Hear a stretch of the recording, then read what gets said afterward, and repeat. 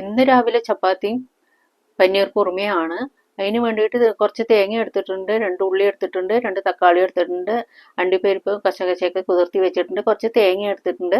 അതിൻ്റെ കൂടെ ഇഞ്ചി വെളുത്തുള്ളി പെരിഞ്ജീരകം ഇട്ടിട്ട് നന്നായിട്ടൊന്ന് അരച്ചെടുക്കുക. നല്ല നെയ്യായിട്ട് അരച്ചെടുക്കണം.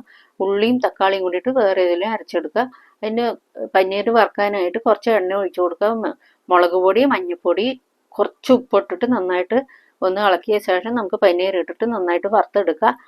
വറുത്ത് കോരി എടുത്ത ശേഷം അതേ ഇതിൽ തന്നെ നമുക്ക് കുറച്ച് എണ്ണ ഒഴിക്കുക. ചീഞ്ചട്ടിയിൽ എണ്ണ ഒഴിച്ചു അതിൻ്റെ കൂടെ ഇഞ്ചി ഇലയിട്ട് പെരിഞ്ജീരകം ഇട്ടു നമുക്ക് അരച്ച് വെച്ച ഉള്ളി തക്കാളിയൊക്കെ ഇട്ട് കൊടുക്കുക.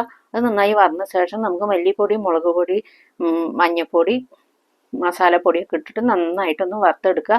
കുറച്ച് വെള്ളം കൂടെ ഒഴിക്കുക. അതിന് ശേഷം നമുക്ക് കുറച്ച് ഉപ്പിട്ട് കൊടുക്കുക.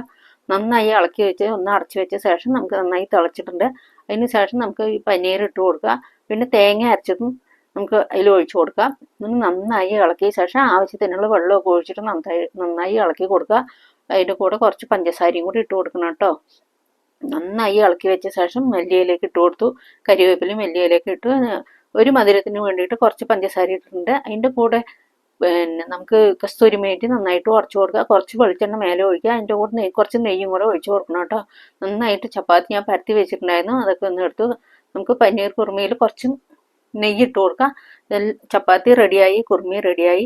രാവിലത്തെ ഭക്ഷണം സൂപ്പറായി.